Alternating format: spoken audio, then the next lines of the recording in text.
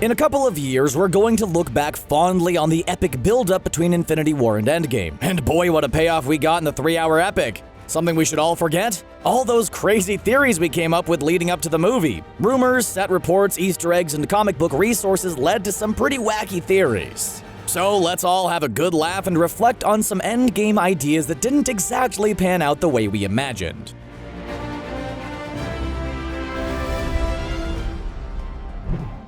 How do you stop a mad titan who just took out half of all life in the whole universe? You sneak up from behind. And in this case, we mean his literal behind. Just weeks before Avengers Endgame was released, one of the craziest theories started going viral, and it involved none other than AntMan. With a limited amount of Pym particles, AntMan wouldn't need to turn into Giant Man and stomp Thanos away. He would simply shrink down, scoot up his big purple booty, turn human-sized again, and kaboom! Thanos would burst into a million pieces. No aiming for the head needed. While the theory wasn't actually a bad strategy, we all pretty much knew this wasn't going to happen, especially in a Disney movie. That was a lot scarier a second ago. Still though, it would have been pretty funny to see a quick cut to Thanos' face when Ant-Man made the intrusion. Ant-Man may not have done the ultimate sneak attack on Thanos, but he was able to sneak into the chest of Tony Stark during his time-traveling adventure. Not quite the same though.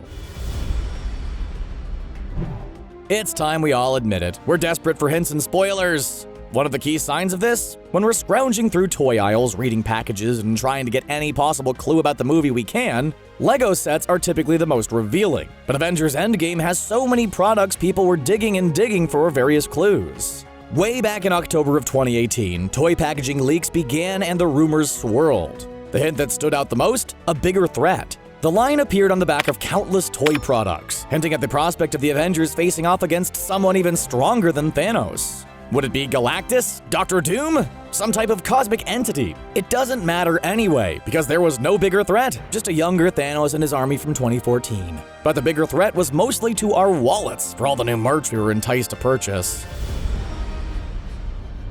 One of the biggest surprises in Avengers Infinity War was the appearance and return of the Red Skull. After making contact with the tesseract and getting sent to the planet Vormir, he stood as protector over the Soul Stone until Thanos and Gamora made a little visit. A soul for a soul. Many of us were focused on the loss of Gamora as Thanos obtained the Soul Stone, but some cold-hearted others were eyed in on Red Skull himself. Now that the Soul Stone was out of his possession, what exactly happened to the Red Skull? Well, according to the Russo brothers, he was freed from his forced time on Vormir. This statement led to a lot of speculation that Red Skull would return, possibly team up with Thanos or cause some problems for Captain America. Hail Hydra. Well, in Endgame, Red Skull did return, but it was a past version of the character on the planet Vormir. So let's just start another theory. Red Skull will take on the new Captain America, Sam Wilson, in the Falcon and Bucky show. After playing second or even third fiddle in the Guardians of the Galaxy movies, Nebula really got some time to shine in both Infinity War and Endgame. And as one of Thanos' daughters, rightfully so. I will hunt my father like a dog and I will tear him apart slowly.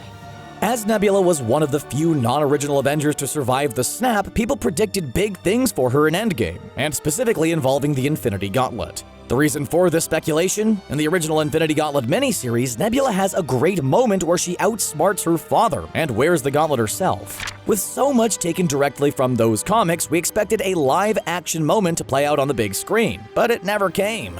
With characters like the Hulk and Iron Man wearing the gauntlet, we didn't need her to strap on the big golden glove as well. While Nebula survived the snap from Thanos, many of the other Marvel characters weren't so lucky. There was a pretty obvious trend among the survivors. They were all original Avengers. There was clearly a reason for this. We just had to figure out exactly what it was. And this is where some far-fetched theories come in. One of the biggest and widespread theories involved a trading places type of deal. Instead of battling Thanos, the Avengers would make a deal, trading all of their lives with the other heroes who perished. Not sure the exact details, but we imagine the Infinity Stones have the power to get the task done. The theory did make a little sense, and would be the biggest sacrifice to help let other heroes live on. Thankfully, this theory didn't come true. In Endgame, we lose both Black Widow and Iron Man. Tossing in the rest of the Avengers would have been just too much to handle. We're pretty sure Thanos wasn't gonna use the gauntlet to play switcheroo anyway. The people who came and went didn't matter to him. His goal was to simply create balance. Between Infinity War and Endgame, Marvel Studios managed to shoehorn in a couple of movies, one of them being Captain Marvel. The film was an origin story for the cinematic character, and many people speculated it would set up big things for her appearance in Endgame. Theories ranged from Captain Marvel being the one to stop Thanos, her using her superhero powers to travel through time, and possibly being appointed the new leader of the Avengers. Well, we were wrong. Even though the post-credit scenes of Captain Marvel teased her introduction to the Avengers and trailers for Endgame focused on her as well, Where's Fury?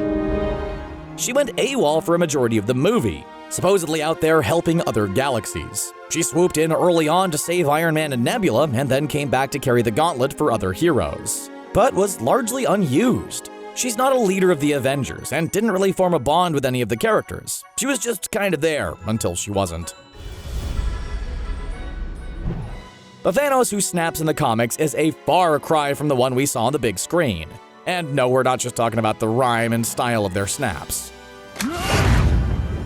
We're talking about character motivations. In the MCU movies, Thanos has a clear motive about resources, doing what he feels is right, and restoring order to the universe. In the comics, one of the main goals behind his snap is to impress a lady. Not just any lady, Lady Death. She played a big role in Thanos' life, and while we got to meet plenty of his children, the love of his life never made a big screen debut.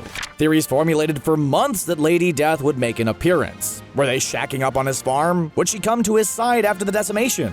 The possibilities were endless, but ultimately pointless. For now, Lady Death remains on the printed pages as opposed to the big screen, and Thanos didn't use love as motivation for his mission or objectives. Now that Disney owns 20th Century Fox, Lady Death could be brought back for the ultimate comic book love triangle between Thanos, Lady Death, and none other than Deadpool, another character who's wooed her in the past. When our heroes turned to dust at the end of Infinity War, we weren't given any clues to where they went. Were they officially gone? In some sort of heaven? Well, one of the biggest theories pointed to the Soul World. After seeing a young Gamora in the Soul World during Infinity War, What did it cost? many viewers assumed the dusted heroes were there as well.